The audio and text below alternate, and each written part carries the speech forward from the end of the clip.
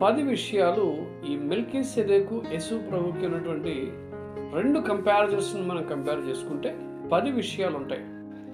ఈ 10 విషయాలను మనం కంపేర్ చేసుకుంటే యేసు ప్రభువారికి మనం కంపేర్ చేసుకుంటే సరిపోతుందండి. మనం కంపేర్ చేస్తే సరిపోతుంది.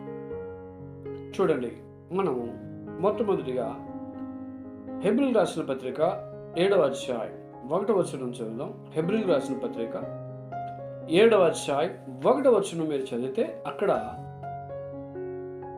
అబ్రహామును కలుసుకొనెను అనేటువంటి మాట మనకు కనిపిస్తుంది. ఎవరు కలుసుకున్నారు?